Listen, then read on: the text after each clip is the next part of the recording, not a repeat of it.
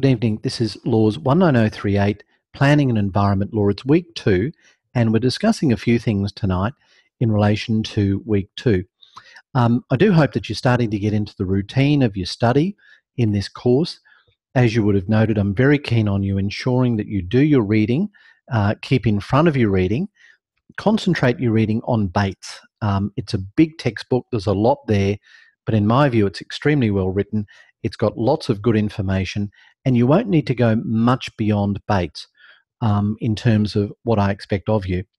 To guide you through Bates and to give you my idea of what I believe is the most important parts, what I propose to do is upload a session each week, which is essentially me paraphrasing Bates, adding my commentary, if you like, to what is being said in Bates. So I won't go through that again in our weekly Zoom sessions. The next thing is I do encourage people to participate in the Zoom sessions. I'd like to see lots of activity, lots of interaction, and if you can't join us live, then please interact through UCrew. To a lesser degree Moodle, but I really think that UCrew's too quiet for my liking. So I want to see a bit of a jolt of enthusiasm in this course, and for those of you that are participating, thank you very much. Preaching to the converted. But for those of you that aren't active, please do start, and we value your thoughts. There's no comment that's silly. There's no wrong answers that can't be corrected nicely. But give it a go. Get involved. Roll up the sleeves, as it were. Now, each week, I'd also like you to have a crack at providing an answer to the questions that are uploaded in Moodle for discussion. So that's the more formal part of the discussion, which I expect people to participate in week by week. I know it's not accessible, but that's not an excuse for failing to do the work. So give us your thoughts. This week, we have further questions in relation to the matter of common law, and what I propose to do next week is provide you with some thoughts in relation to those questions. Not necessarily saying that what I post is right, it's just a view of things. And the reason I say that is that I'm encouraging you to share your view. And as I mentioned last week, one of the great things about law is that there's not necessarily going to be a right or wrong answer. So give it a crack. Let's see what you think in relation to those things. So watch the videos, participate in the Zoom sessions. If not, at least watch them later. Do your reading, keep your reading in advance and concentrate on Bates, and participate in discussions through UCrew. Okay, but I want more. So lots of enthusiasm is what we're after. What I thought I might do tonight is briefly get you enthused and thinking about the assessment work. This is a subject where you don't have an examination, so you've got some advantage there. But you do have some assessment, and they're pretty meaty assessments. Don't leave it to the last minute. Don't even think about doing that, because you will get caught out. And as I warned this week, I'm pretty easygoing, but I'm pretty tough when it comes to applications for extensions of time. So please be forewarned. Okay, the first assessment piece, relatively easy. It's a discussion about the Preda-John case.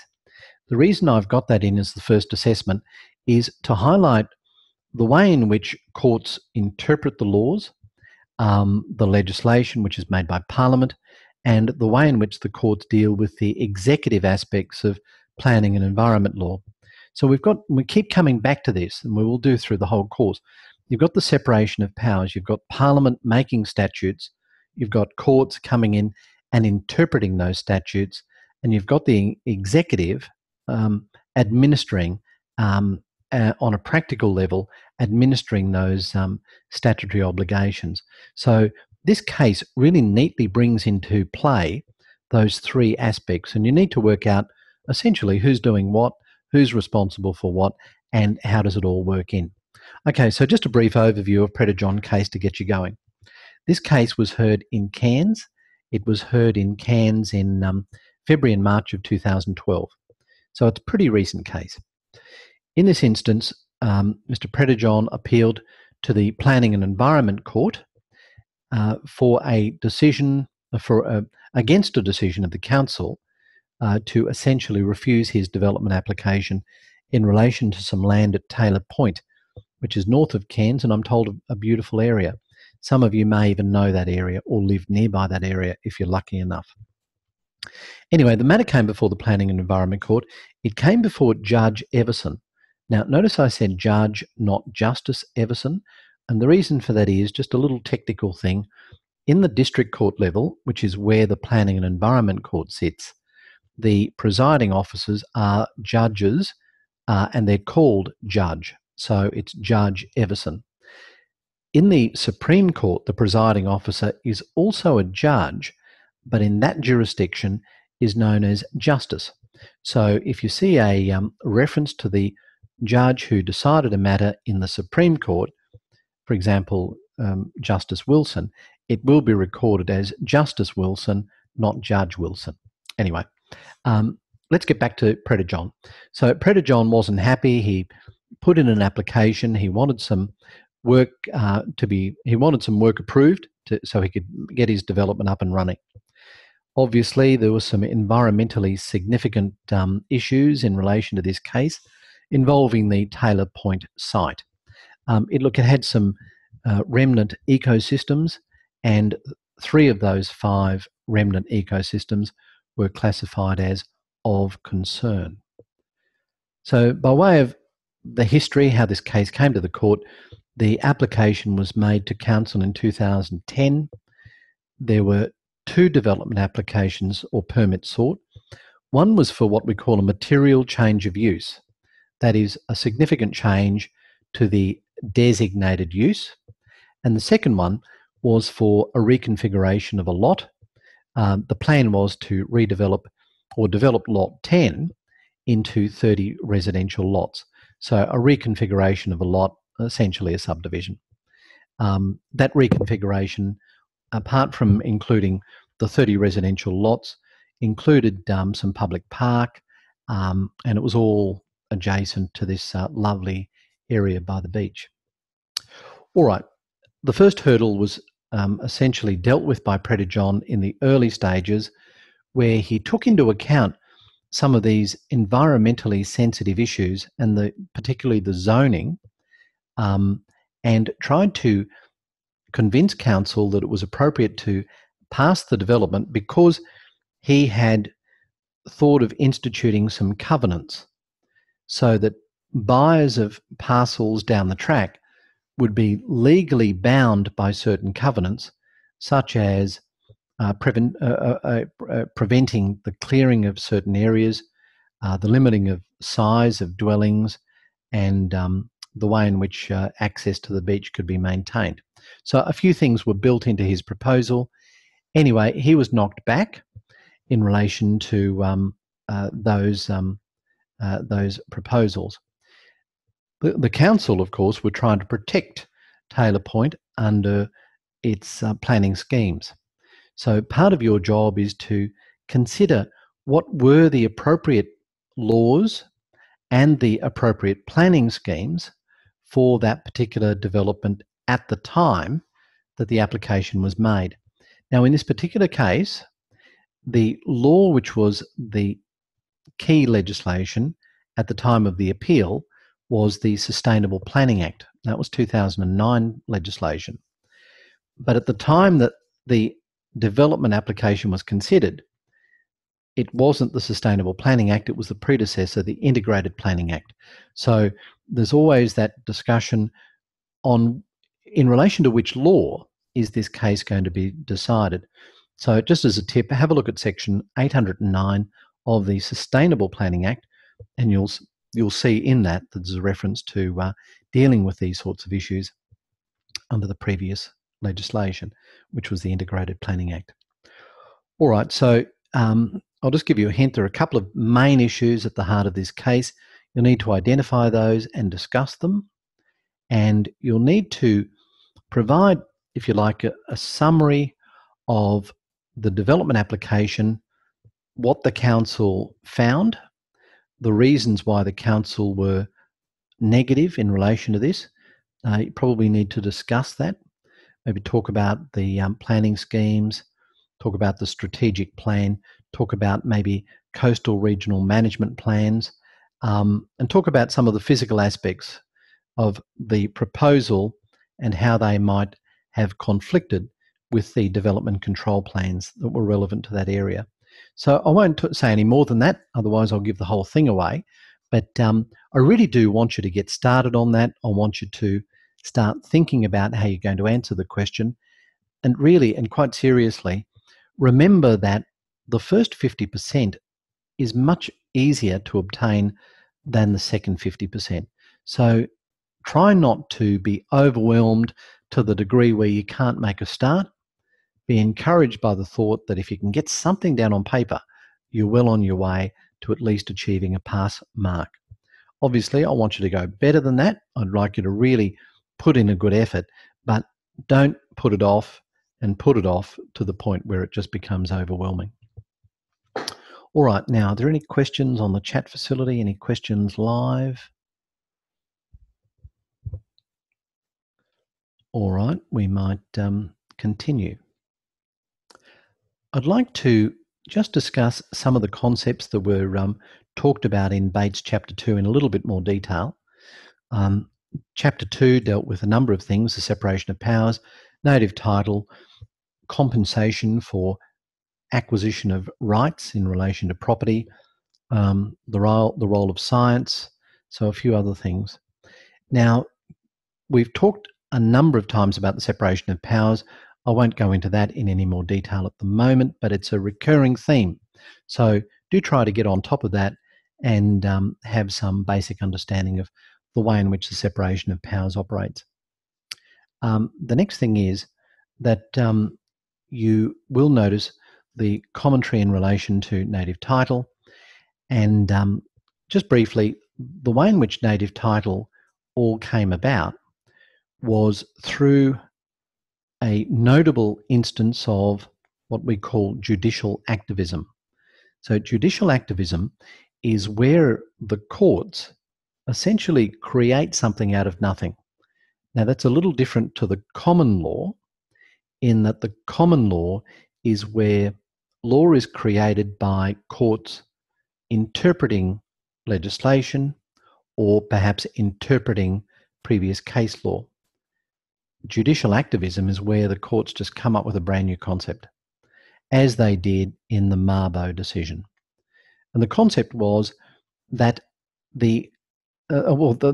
the concept, but the law that was created was this: that the doctrine of terra nullius was no longer to be effective in Australia. And terra nullius was essentially that very old legal principle that where in this instance, the British occupied the land, that is Australia, and declared it to be empty land, they could then essentially ignore any Indigenous legal system that might have existed at the time, and no treaty was required. So the High Court in Mabo said that doctrine is no longer valid, and as a result of that, it allowed Indigenous Australians to make a claim based on customary law. Part of the reason why originally terra nullius was declared was that the way in which the Indigenous people conducted themselves from a legal point of view was very different to what the West was used to. Probably the main point was that no concept of property in the usual traditional sense was recognised by the Aboriginal people. The concept of someone actually owning a parcel of land to the exclusion of the community was all a bit foreign. And customary law was not necessarily written down. It was maybe passed down through ceremony or through other means. And also it was often kept secret. And maybe just passed to selected groups of individuals. So for those reasons, the customary law was effectively ignored in the early stages. Mabo decision came into effect. The government chose to ratify that by passing the Native Title Act. That's been developed by a number of other cases, such as the Wick People's case, where a court decided that a grant of pastoral lease did not necessarily extinguish native title. All right, so I won't go into that in any more detail. I would like to just discuss and elaborate on the issue of common law. Just as a concept, let's go back to basic principles. The law in Queensland, let's say, is a combination of what is passed through Parliament and becomes legislation. That's one part. And the other part is what is the law created by courts in making decisions from time to time. We know that where there's a conflict between legislation and common law, legislation will prevail. We know that principles that might be established at common law can be extinguished by the passing of legislation. So we know that. We know that, on the other hand, legislation is, once passed, interpreted by courts who give certain words, phrases, sections, some context and some meaning, and the decision made by the court then forms part of this common law. So when you're reading a case, just be aware that in relation to common law, it's not every decision that is made which really forms part of the common law. It's not every decision within a case that necessarily forms part of the common law. I'll just try and explain that in a bit more detail. If we have, for example, the High Court making a decision in relation to a particular point of law, then that decision will be binding on all courts which are lower than it, which is every court. So in an environmental law context, if the High Court makes a decision that in relation to a certain thing, this is the way in which the courts will interpret it, then the Planning and Environment Court, being at the district court level, has no choice. It must follow what the High Court had decided in relation to that legal principle. Now, that is if what the High Court had decided is actually fundamental to the decision itself. In other words, what we call the ratio decidendi, the reason for the decision, if you like. If during the course of a judgment, the High Court makes a few other comments, a sort of almost, oh, and by the way, even though this comment is not necessary for the decision, we're going to say this anyway. So it's a sort of a by the way type comment. That's not necessarily going to be binding on courts. It might be persuasive, but it's not binding. So we call that, the contrasting that is the obiter dictum, is the Latin term. All right, so common law is the law that's created by these courts. Just watch which court actually made the decision. Where is it in the hierarchy? Because the courts are hierarchical in that sense. And was the statement or the law created as part of the core decision, or was it a by the way discussion? So the common law is where the courts create these laws. As said, they can always be overturned by legislation at a later time. So that's really the common law. And that's why courts will often go back and look at previously decided cases and determine whether or not the law which was decided, or if you like, enunciated in those cases, is good law and relevant to the case before them at that time. I hope there is some understanding then of the distinction between legislation and common law, and the way in which common law comes into existence, and the difference between the ratio and the obiter. Common law is used in a different context, and I'll just explain that. It sometimes may be contrasted, that is, common law may be contrasted to a thing called equity. Without going into a whole history lesson, I'll just go back and provide some detail and context. This goes back to medieval England, but back in medieval times, the common law was interpreted very strictly. The common law was what we call black letter law. It was black or it was white. There was no grey. Now, what that meant was the very strict interpretation led to some very unfair and perhaps even some bizarre results. Because many of the decisions were regarded as completely unfair, technically perhaps right, but just unfair, there was created, under the auspices of the Crown, that is the King or the Queen, a competing source of determining disputes, and we called that equity. It was part of the law of chancery. And so these two, if you like, bodies, decision-making bodies, for centuries ran side by side. And I don't know, people chose to go to the common law courts, or they chose to go to equity, or and equity always prevailed. So equity was, in a sense, more superior. But they ran separately until, in the context of Australia, the Judicial Act effectively bound those two areas of law into the one decision-making body.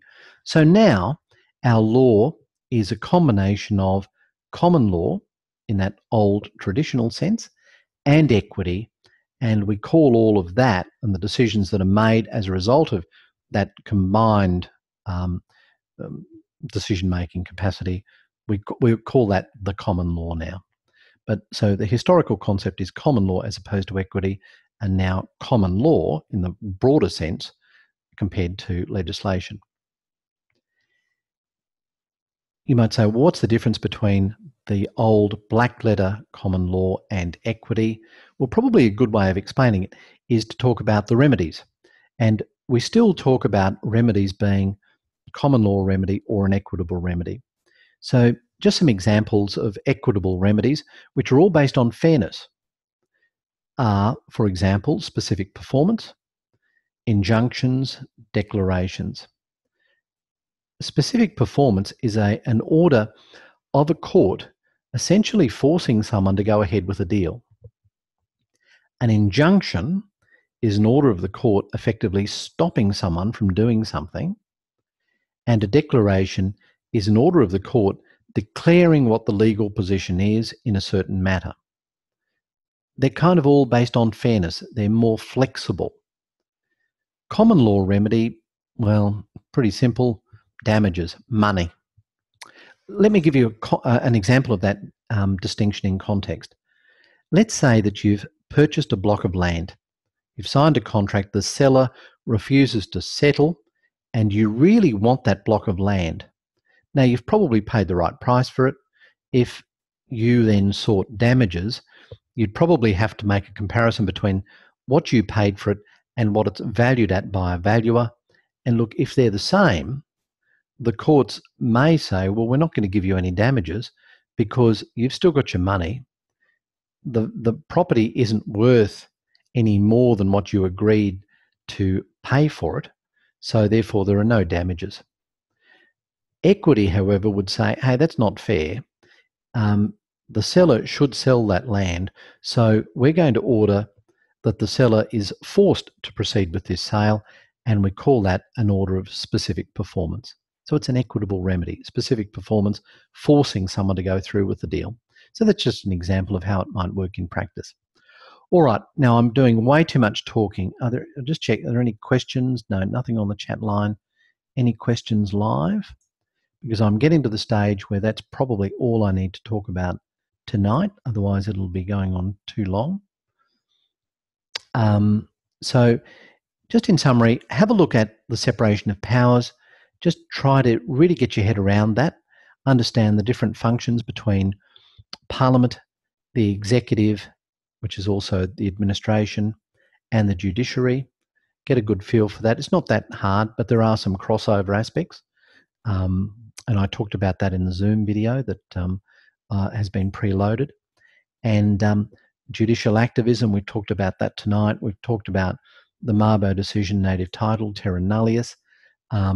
I haven't talked too much tonight about the compensation for acquisition of property. Just be aware that the main issue there is determining what is property. Sometimes it's pretty easy to determine. Other times it's less easy to determine. That's particularly in the context of licensing. And there's some really good reading material in that in Bates. Okay, so homework. Make sure that you keep up your reading. I know that this is an assignment-based course, and I know there must be a great temptation for you to do just what you need to do for the assignment. I'd be disappointed if that's the case. I really want you to learn this subject as well. So keep up your reading, keep in advance of your reading. Make sure you have a crack at the answer to answer the question that is posted in Moodle. There'll be a question there most weeks. What I'm doing is waiting for people to comment on weeks 1 and 2, and then next week I'll weigh in with some comments and we might discuss that in this forum. Apart from that, have a look at the assignments. Tonight I've tried to get you encouraged and enthused to look at that Predajon assignment. Look, there's no reason why you can't knock it over earlier. You don't necessarily have to submit it, but why not get that assignment done quickly? I've given you some good hints tonight. There is the Zoom session between myself and Rod Lister QC. Rod was one of the counsel actually involved in that case, and he talks about it in detail. So if you want to get some insight knowledge about that case, have a look at that video with Rod and read the case and just try and get onto it. Try not to be overwhelmed by it as well. The other thing is Moodle is way too quiet for my liking. Thank you very much for those that are contributing, but I'd really like to get some spirited discussions going on Moodle. Now, this is driven by you, the students. I will provide something, but I would like you to get in there as well. Okay, before I finish, are there any questions or comments? All right, well, thank you very much, and we'll speak to you soon. Is there a question? Thank you. Okay, thank you very much. All right, was there no question? No, you've given me plenty to think about. Okay, thanks, Karina. Okay, well, I'll stop the recording now and bye for now.